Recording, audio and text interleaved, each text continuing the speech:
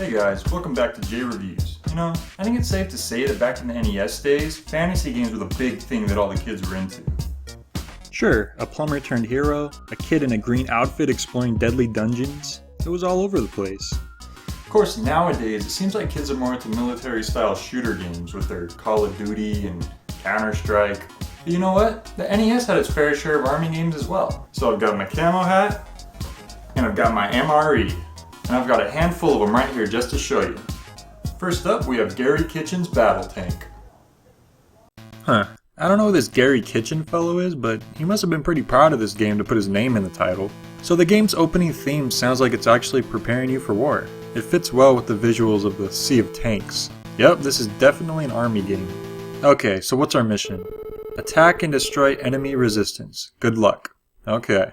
So the gameplay involves a first-person perspective from the inside of a tank on a deserty landscape. And I gotta say, the sounds of the tank is sort of grating on the ears.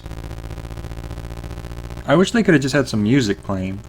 So anyway, you use A to drive and B to shoot missiles, I think. So you just go around looking for other tanks to shoot at and...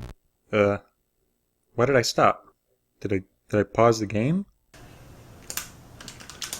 Nothing's working.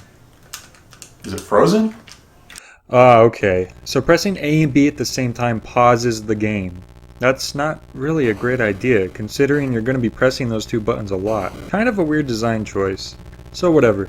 You gotta shoot these other tanks, which don't seem to be appearing anywhere on your radar. So if you press start, you get this map screen where you can find the enemy tanks. And see your guy moving on the screen there?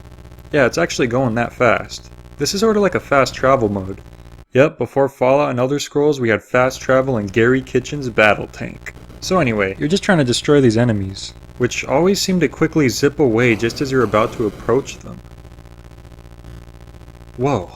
I mean, look at these things. They're like tanks on crack. Ugh. Eventually, you can catch up with these suckers and destroy them, completing the mission. So, what are you going to do in Mission 2? Well, destroy more tanks, of course. And even on a grassy location this time. How neat. Oh, and you get to destroy an enemy fuel tank, which I guess would be a nice change of pace, but it's pretty much just the same thing as hitting an enemy that isn't moving. Okay, next game. Next, we have Cobra Command. Now don't get too excited. As far as I know, this has nothing to do with the G.I. Joe villain. This time, our mission is not only to destroy enemy strongholds, but to rescue some hostages as well. So you play using a helicopter. Pressing forward aims your sights down, and pressing back aims them up. So you'll have to keep this in mind when trying to hit enemies. It's a little awkward at first, but not too bad. It only takes a few hits from enemies to send your helicopter crashing. This is actually a little annoying because sometimes you won't just die immediately. Your copter will catch on fire, and you get a few seconds of a futile attempt to keep going. I guess it's kinda cool for the realism aspect, but it sorta just wastes your time.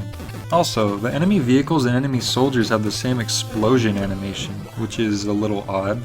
So anyway, I'm just shooting soldiers and rescuing people. Everything's going pretty fine so far. Then you come up to these annoying missiles. So here's where I have to mention the terrible way this game deals with scrolling. Instead of just scrolling gradually as you move across the screen, the game waits for you to get about halfway across and then it pushes you back to the left again. This might just seem like a minor annoyance and not a real problem, but believe me, it is. When you get up to the missiles, you really need to get the timing down just right so you don't get hit. Just one of these things will take you down. Getting past the first one is usually no problem, but look what happens when you try to get past the second. Look at that. The damn screen pushes you back as you're trying to rush forward, positioning you right into the path of the missile. This is just ridiculous. It's hard enough trying to deal with additional enemies, this just ruins the entire game for me. And according to Wikipedia, the original arcade version of the game didn't have this problem, so maybe I should just play that instead. Well, with the right maneuvering you can get past the missile, but yeah, when you run out of lives you gotta start the game all over again anyway. Great. Next game. Next up, we have Stealth ATF. Okay, so I know this is more of an Air Force game than an Army game, but come on, when am I ever going to review this? And hey, the opening theme actually sounds pretty cool. It's a nice tune. Wait a second, is that Gary Kitchen? The same guy that made Battletank? And how do you direct a video game anyway?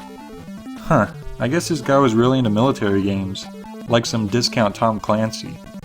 But wait, actually, I think I've seen this guy's name in another game before. Yeah, he was in A Boy and His Blob. Who is this guy? Well anyway, let's get back into this game. So we've already piloted a tank and a helicopter. Why not an airplane now?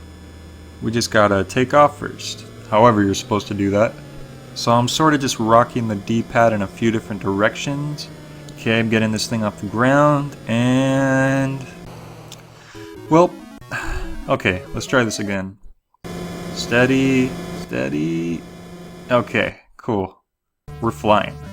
So yeah, immediately going into this, we're gonna make some connections to Top Gun. But you know what? I think I might actually like this better. For one, we actually have music, which is nice. And look, in this game you can do a backwards loop. Whee! Ah. The environment is alright for what it is, although it can be a bit tiring to look at after a while. I do have to add that the enemies can be a bit difficult to hit. It's actually sort of similar to the enemies in Battletank, except with airplanes. So yeah, maybe I just suck at this, I don't know, but it took me a while to destroy all the enemies on the first level. After that you have to land the plane. Oh. So I figure you just gotta gently put it down, carefully. No, that didn't work. Oh, and if you don't land it right, then you gotta do the mission another time to get another chance at landing. Okay, let's try this again. Maybe I just gotta level it out just right. Okay. The next mission is more of the same, except this time we got a nice grassy background. Kind of a small variation of level design with these games. I mean, it's always either a desert or grass. Well, to be fair, I'm only playing the first couple of levels, but that's just because they get kind of boring for me after a while. Well, at least we could try to crash the plane and see what that looks like. Ooh, that's pretty cool. And last, but hopefully not least, Platoon.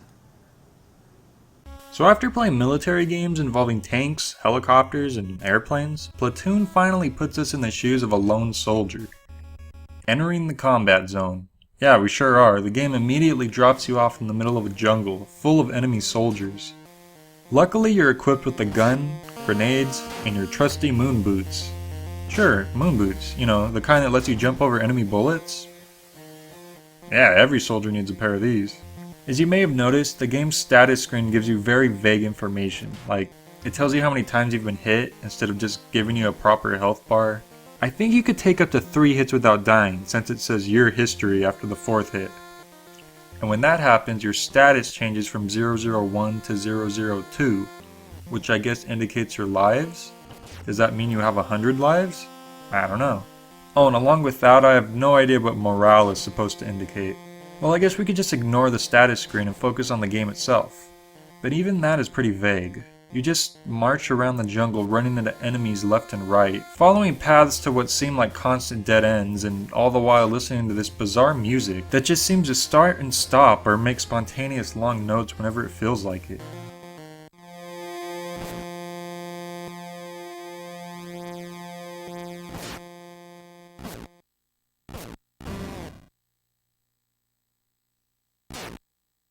I have no idea what I'm supposed to do.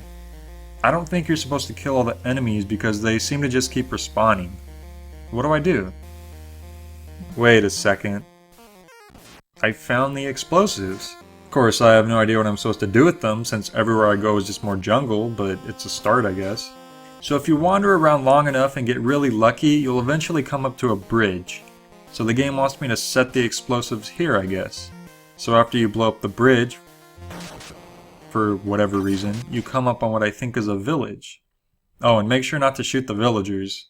You know, the ones that just run right up to you recklessly, because that's what I'd do if I saw an armed soldier. I'd just run right towards them. So I think you have to search the huts for something. For what, I'm not sure. I'm mainly just running into sacks of flour, pots of water, and rubbish. Oh, and some booby traps here and there that give no indication that they're different from the other useless items you run into. Oh wait, I found a map to a tunnel system.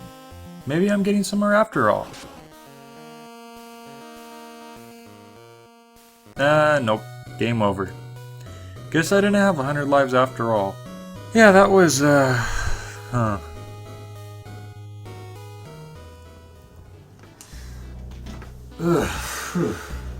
know, I have to admit, these games range from not so good to not so great.